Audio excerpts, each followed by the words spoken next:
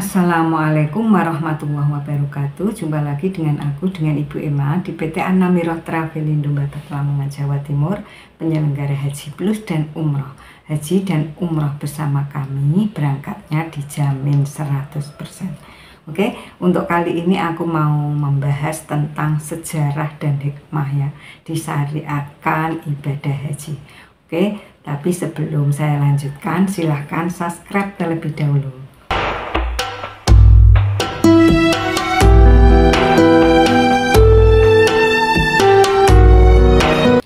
Innal hamdalillahi nahmaduhu wa nasta'inuhu wa nastaghfiruhu wa na'udzu billahi min sururi anfusina wa min sayyiati a'malina. May yahdihillahu fala mudilla lahu wa may yudlil fala hadiyalah. Asyhadu an la ilaha illallah wahdahu la syarikalah wa asyhadu anna Muhammadan abduhu wa rasuluh. Amma ba'd. Tak lupa sholawat serta salam kita sampaikan kepada Nabi kita, Nabi Muhammad SAW. Semoga kita kelak dapat syafaat darinya. Allahumma sholli ala sayyidina Muhammad wa ala ali sayyidina Muhammad. Assalamualaikum ya Rasulullah.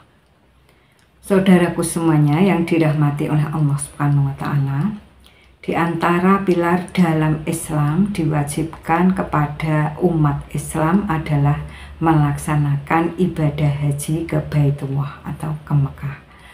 Ibadah ini merupakan rukun kelima dalam Islam dan dilakukan jauh sebelum diutusnya Nabi Muhammad SAW. Beberapa abad sebelum kota Mekah sebagai pusat Islam dengan ditandai lahirnya baginda Nabi, para nabi sebelumnya sudah melaksanakan haji di kota tersebut. Sebagaimana jamak diketahui, hikmah disyariatkan semua ibadah tidak lepas dari dua hal. Yang pertama, sebagai pengakuan bahwa dirinya sebagai hamba. Dan yang kedua, sebagai ungkapan syukur kepada Allah Subhanahu wa Ta'ala. Ibadah haji mengandung dua hikmah ini sekaligus.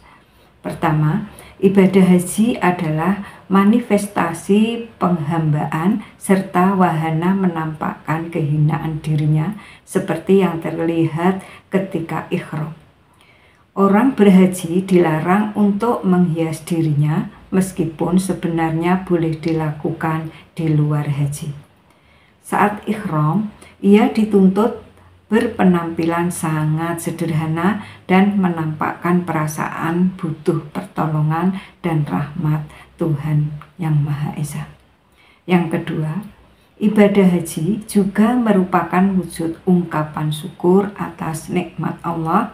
Dengan ibadah haji, seseorang harus mengorbankan dua hal, yaitu badan dan hartanya. Dan ungkapan yang benar untuk mensyukuri nikmat harta dan badan adalah dengan menggunakannya pada jalan yang diridhoi oleh Allah Subhanahu wa Ta'ala.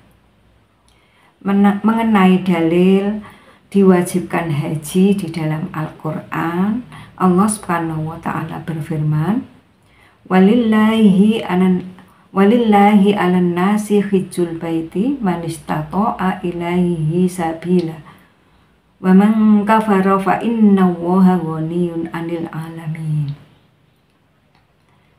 Artinya, dan di antara kewajiban manusia terhadap Allah adalah melaksanakan ibadah haji ke Baitullah, yaitu bagi orang-orang yang mampu mengadakan perjalanan ke sana. Barang siapa mengingkari kewajiban haji, maka ketahuilah bahwa Allah Maha Kaya tidak memerlukan sesuatu dari seluruh alam. Quran Surat Ali Imran 97. Dalam sebuah hadis Rasulullah SAW bersabda, "Wahai manusia, sungguh Allah telah mewajibkan haji atas kamu sekalian, maka kerjakanlah haji." HR Muslim. Syekh Qutb Asy-Syarbini dalam kitab Muhnil Muhtaj mengatakan, ibadah haji ke Baitullah Al-Haram sudah sering dilakukan orang sebelum diutusnya Nabi Muhammad. Dalam sebuah riwayat dikisahkan bahwa Nabi Adam alaihissalam berjalan kaki dari daratan India untuk melaksanakan ibadah haji ke Mekah Al-Mukarramah. Sesampainya di sana, malaikat Jibril menemuinya dan mengabarkan bahwa sesungguhnya para malaikat sudah melakukan tawaf di Baitullah selama 7.000 tahun. Berdasarkan pendapat ini, tidak heran apabila sebagian ulama berpendapat bahwa semua nabi pernah melakukan ibadah tersebut. Para ulama berbeda pendapat tentang permulaan disyariatkan ibadah haji. Ada yang mengatakan bahwa ibadah haji diwajibkan pada tahun ke-10 Hijriah. Ada yang berpendapat bahwa haji telah diwajibkan kepada Nabi Muhammad melakukan hijrah ke Madinah. Ada juga yang berpendapat diwajibkannya haji bertepatan pada tahun ke-6 setelah hijrah. Dari beberapa pendapat tersebut, pendapat yang terakhir merupakan pendapat yang paling masyhur dan disepakati di kalangan para ulama. Syekh Khotib Asyharbini, Muhnil Muhtaz, Beirut Darul Kutub Al-Ilmiah 2011, juz 1 halaman 613. Dan secara etimologi, para ulama mengartikan haji dengan makna bermaksud menghendaki atau menyengaja, qasdu. Sedangkan secara terminologi, haji adalah bermaksud menuju Baitullah Al-Haram atau Ka'bah untuk melakukan ibadah tertentu, yaitu ibadah haji. Secara umum, hukum ibadah haji sendiri adalah fardhu ain menurut kesepakatan para ulama. Namun dalam pemilihannya, hukum haji bisa mempunyai hukum yang berbeda, sebagaimana yang disampaikan Habib Hasan bin Ahmad, diantaranya yaitu fardhu ain yang pertama, ketika semua syarat wajib haji terpenuhi, Islam, balik, berakal, merdeka, dan mampu. Hukum ini berlaku bagi semua umat Islam, yaitu fardhu ain. Dan yang kedua, fardhu kifayah, yakni haji yang tujuannya untuk meramaikan Ka'bah pada setiap tahunnya. Sunnah seperti hajinya anak kecil, budak, dan hajinya orang yang mampu berjalan kaki dengan jarak lebih dari 2 marhalah, yaitu kurang lebih 89 km dari kota Mekah. Yang ketiga, makruh. Ketika dalam perjalanan menuju Mekah, keselamatan jiwa akan terancam. Dan yang keempat, haram. Seperti hajinya perempuan yang pergi tanpa disertai mahramnya ketika kondisi keselamatan dirinya dalam keadaan terancam, atau pergi haji tanpa adanya restu suami. Habib Hasan bin Ahmad bin Muhammad Al-Kaf, Takrirat As-Sadidah, halaman 470 sampai 472. Dan hikmah disyariatkannya haji, yaitu hikmah disyariatkannya ibadah haji sebenarnya tidak jauh berbeda dengan ibadah yang lain, ya, seperti sholat jamaah, sholat Jumat, dan 2 sholat hari raya, yaitu tampaknya persatuan umat Islam. Islam menginginkan adanya sebuah ibadah yang bisa menghilangkan sekat kaya, miskin, tampan, jelek, kulit putih, kulit hitam, atau lainnya. Di sisi Allah Subhanahu wa Ta'ala, semuanya adalah sama. Oleh karenanya, tentu adanya ibadah-ibadah yang telah disebutkan tidak lantas mempersatukan umat Islam secara mayoritas. Ibadah itu hanya bisa mempersatukan umat Islam di tempat mereka masing-masing. Tentu tidak dengan ibadah haji. Ibadah yang satu ini mampu menampung semua umat Islam yang telah memenuhi kewajiban-kewajibannya untuk bersatu dalam satu baris dan satu tempat. Wa'atin finnasi bil haji ya'tuka rijalan ala kulli dhamiri ya'tina min kulli fajjin amika. Yang artinya, wahai Ibrahim, serulah manusia untuk mengerjakan haji, niscaya mereka akan datang kepadamu dengan berjalan kaki dan mengendarai unta kurus yang datang dari segenap penjuru yang jauh. Quran Al-Hajj 27. Ketika umat Islam dari berbagai tempat telah berkumpul di Mekah, maka akan tercipta darinya sebuah hubungan erat dan timbulnya kasih sayang antar satu dengan yang lainnya. Dari Indonesia akan mengenal orang Arab, begitupun sebaliknya. Orang Turki akan mengenal orang India, begitupun juga sebaliknya. Dengannya akan sangat tampak bahwa mereka bagaikan saudara dari ayah dan ibu yang sama. Dengannya pula akan tercipta sebuah hubungan yang diikat oleh agama Islam dan tidak akan bisa dipisahkan oleh perbedaan ras dan suku, budaya dan bangsa. Tidak sebatas itu, adanya perkumpulan di bawah naungan agama Islam dengan satu ibadah, satu bacaan, dan satu tujuan, yaitu meraih ridhonya.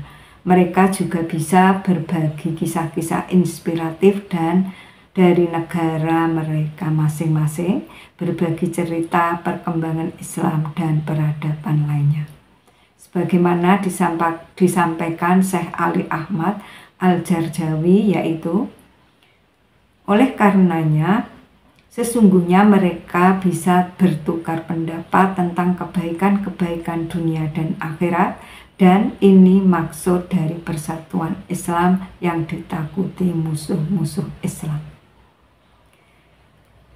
Semua ini merupakan salah satu manfaat disyariatkan ibadah haji sebagaimana disyariatkan dalam Al-Quran. Allah Subhanahu wa Ta'ala berfirman yang artinya agar mereka menyaksikan berbagai manfaat untuk mereka dan agar mereka menyebut nama Allah pada beberapa hari yang telah ditentukan. Quran Surat Al-Hajj 28. Ada juga hikmah penting yang perlu dipahami, yaitu hikmah diletakkannya ibadah haji di kota Makkah. Selain keagungan Ka'bah yang tidak ternilai keagungan dan kemuliaannya, Makkah sendiri sebagai tempat dilaksanakan ibadah haji mempunyai beberapa keistimewaan sebagaimana disampaikan Syekh Al-Jarjawi.